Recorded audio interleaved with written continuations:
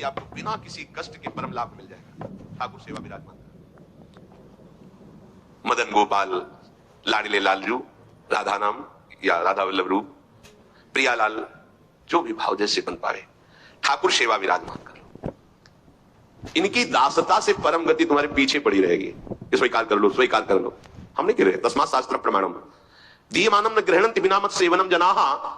जो सारूप शामीप शारिष्ट एकत्वाद मोक्ष परम गति है, वो भगवान देते तो मना कर देते, हमें नहीं चाहिए, बस हमें आपकी सेवा चाहिए। बिना मत सेवनम जनाहा, आपकी सेवा छूट जाए ऐसा मुझे मोक्ष आदि नहीं चाहिए, परम गति नहीं चाहिए। महाप्रभु कह रहे क्यों कष्ट में कदम रख रहे हो, आओ बिल्कुल सहज सरलता से परम गति तुम्हारे पीछे पड़ी रहेगी और रस सिंधु का तुम पान करोगे। क्या? इन ठाकुर का श्रृंगार करो। बहुत रिजवार है, इनको आपका भाव चाहिए, जैसे भी आप हो। कोई शर्त नहीं है कि ये चीज होनी ही चाहिए, नहीं। देखो, बाजरे की रोटी और नमक, धन्ना जाट, कुछ नहीं है, दूसरी वस्तु नहीं है ही नहीं घर में। और ठाकुर साथ खेला कि नहीं खेला? आज तक वर्णन किसी भोग का ठाकुर जी ने नहीं किया, वाह वाह, सुदामा के तंदुल पाके बोल पड़े वाह।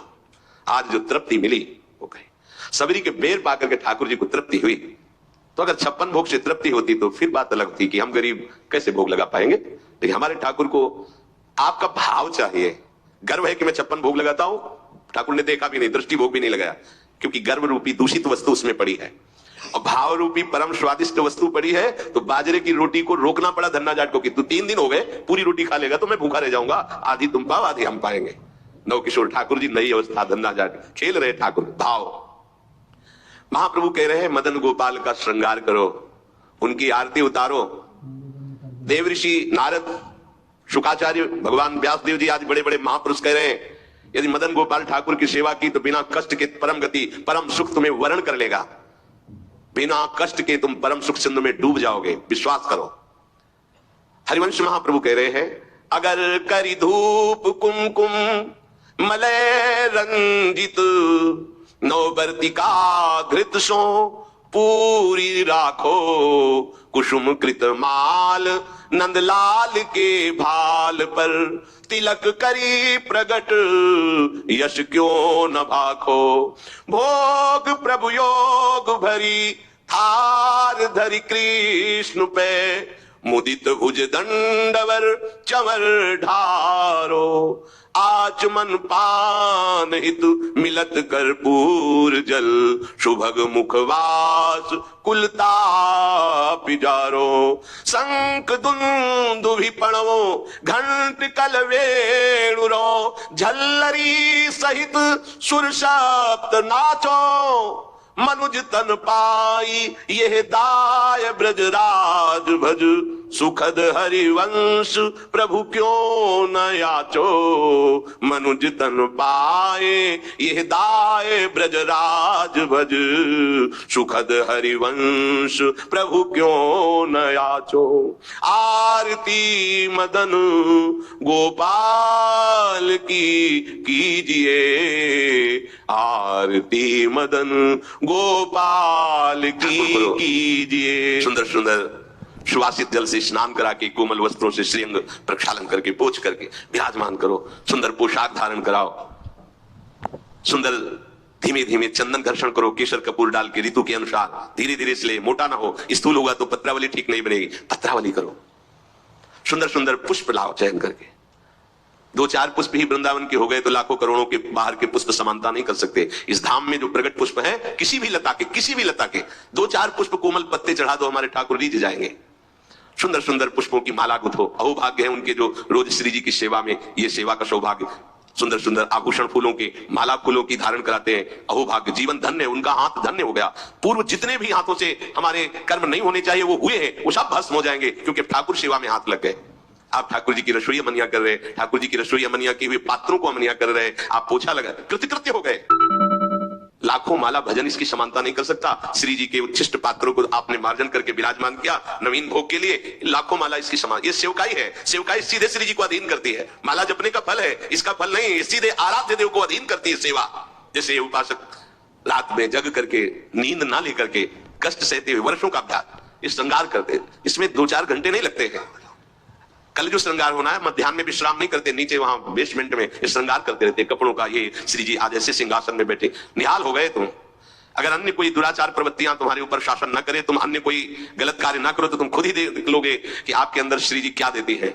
जो बड़े बड़े योगियों के लिए दुर्लभ है वो प्रीति आ जाएगी, लाडली जी के लिए रोना जाएगा, कभी श्रृंगार करते करते आंसुओं की झड़ी लग जाएगी। ऐसा होता है, ऐसा होता है। जब हमारे अंदर भाव बहुत है और सामग्री नहीं है, तो वो दैन्यता भरी सेवा होती, पूछो मत। जब कुछ नहीं था, थोड़ी मिश्री केवल, और भाव में कढ़ी चावल और फुल्का ऐसे सब, तो आंसू चल रहे कि लाडली मुझ दीनहीन गरीब की क्या है, आपके द्वारा दी हुई मिश्री केवल है, सामने रख के ऐसा सुख मिलता। तो कैसे बिहारी जी के सामने से 4 डलियों से फूल मांग लिए, एक एक 2 ऐसे फूल दे दिए, श्री जी के लिए फूल दे दिए, तो दे देते थे माली जन आके। जब उनकी पंखुड़ी करके शयन के ऐसे छोटी सी गादी लगाते और श्री जी को विराजमान करके ऐसे चल, कैसे वो सुख तुम्हें कैसे वर्णन करें। बड़े बड़े योग सिद्धांत भी जहां प्रवेश नहीं पाते, वो ये बात है। जोग कुजोग ज्ञान ज्ञानू जहां राम प्रेम प्रधान, जो सब धर्म कर्म जर जाऊ जहां राम पद पंकज भाऊ। ये आखिरी स्थिति है प्रेम की। महाप्रभु कह रहे इस बात के सुखदेव जी, भगवान व्यासदेव जी, देवर्षि नारद साक्षी है कि जो मैं बात कह रहा हूं कि बिना कष्ट के तुम्हें रस सिंधु की प्राप्ति होगी। तुम आरती करो मदन गोपाल की, उनको श्रृंगारित करो। आरती में जो धूप होती है अगर बड़ी सुगंधित होती है। अब तो सब बदल रहा है पैसे के कारण, अन्य अन्य मिलावट की धूप, जरा सी धूप की सुगंध, पूरा वातावरण सात्विक। अपने यहां पहले धूप आरती होती है, बड़ा दुलार भरी सेवा है श्री जी की। फिर इसके बाद जो बत्ती की नोक होती है उसमें चंदन लगाया जाता है, सूखा चंदन, पिसा हुआ सूखा, ऊपर से केसर, तो वो हल्का सा केसर पर लिए हुए चंदन, क्योंकि जो भी हम प्रज्वलित करेंगे तो पहले धुआं ना निकले, सुगंध निकले। इसीलिए महाप्रभु कह रहे हैं कि कुमकुम मलय रंजित वर्तिका, 9 वर्तिका जिसमें चंदन बुरा ऐसे, क्योंकि घी लगा होता है वो चिपक जाएगा, फिर केसर पिसी हुई ऐसे, तो जे भी हम अग्नि प्रज्वलित करेंगे तो धुआं नहीं निकलेगा, उससे चंदन की सौरभ, ये भाव की चीज है। बोले मलय कुमकुम मलय रंजित 9 वर्तिका, कैसी घृतसो पूरी राव, घी से सनी हुई पूरी। कुसुम कृत माल नंदलाल के भाल पर तिलक करी प्रगट यश क्यों अहो भाग्य। आप चंदन किसे श्री जी के लिए, फिर उससे आप श्री जी को तिलक रचना कर रहे हैं, पत्रावली लगा रहे हैं, अहो भाग्य। ये बड़े भाग्य से सेवा का सौभाग्य मिलता है। पूज्य पादुड़िया बाबा, भजन करना भी बहुत कठिन बात है, लेकिन भजन किया जा सकता है, पर सेवा करना बहुत कठिन है, क्योंकि सेवा में सुख की चाह का नाश होता है। सेवक सुख चाह मान भिखारी व्यसनी धन शुभ गति में विचारी, ये तो मूर्खता है। सेवक सुख की चाह करे नहीं, सेवक सुख देने की चाह रखता है। भिक्षुक मान त्यागी होता है, वैरागी मान त्यागी होता है। सुंदर सुंदर फूलों की माला प्रभु के गले में धारण करवावे, सुंदर तिलक रचना करे। तिलक रचना और माला धारण करवाते समय यश क्यों न भागे। जैसे आप श्री जी का श्रृंगार कर रहे हो तो आपको गुनगुनाना चाहिए अंदर, ब्रजनव तरुणी कदम्ब मुकुटमणि श्यामा आजू बनी, नखशिकलो अंग अंग माधुरी मोहे श्याम धनी। ब्रजनव तरुणी कदम्ब मुकुटमणि श्यामा आजू बनी। पत्रावली यो राजत कवरी गुंथित कच कनक कंज बदनी, चिकुर चंद्रिकन बीच अर्ध विदु मानो ग्रसित पनी।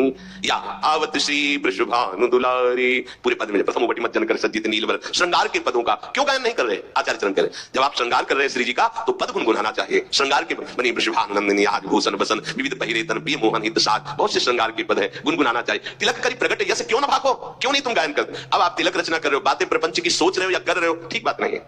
अभी तिलक रचना ठीक नहीं है। जिनकी तिलक रचना कर रहे हो उनके यश का, उनकी सुंदरता का गायन करते हुए फिर कह रहे हैं महाप्रभु।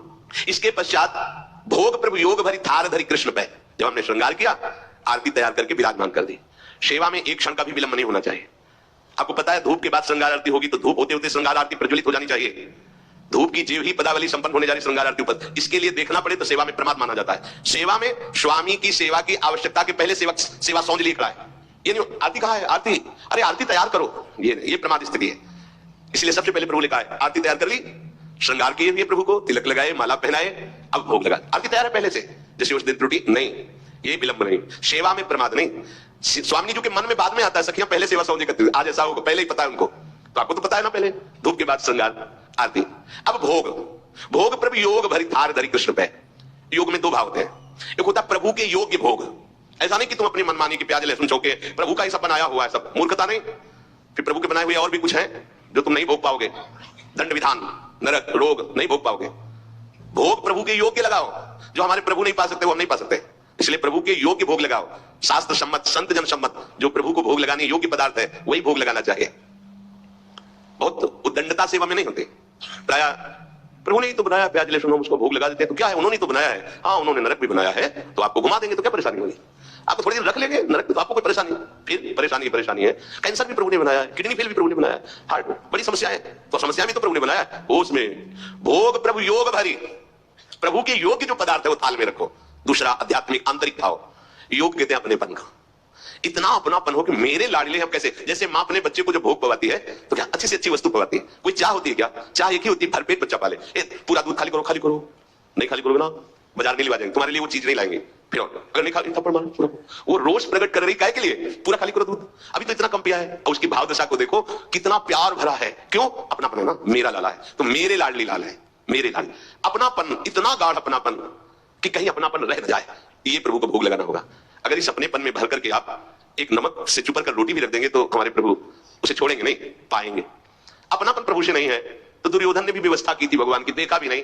अपनापन है विदुरानी को, मेरे प्रभु तो छिलका वाह वाह करके पा रहे हैं। वाह कितना स्वाद है इसमें, केले में नहीं छिलके में ये भोग लग रहा है। काहे का? योग भरी, युक्त होकर प्रभु में तदात्म होकर प्रभु के प्रेम में डूबी विदुरानी। केले का छिलका दे रही, होश भी नहीं है तो महाराज को भी, सर्वज्ञ प्रभु को भी होश नहीं। वो ये नहीं बोले कि अरे सुनो सुनो छिलका फेंको, ये गुदा में लाओ ना केला, ऐसा नहीं। वो भी मस्ती से विदुर जी पदार्थ है। अरे पगली ये क्या कह रही? प्रभु को छिलका छीन के गुदा दिया प्रभु की आंख। जैसे वो डूबी थी ऐसे प्रभु डूबे थे। वो पवाने में डूबी थी, प्रभु पाले में डूबे थे। आंख में विश्वास हो गया।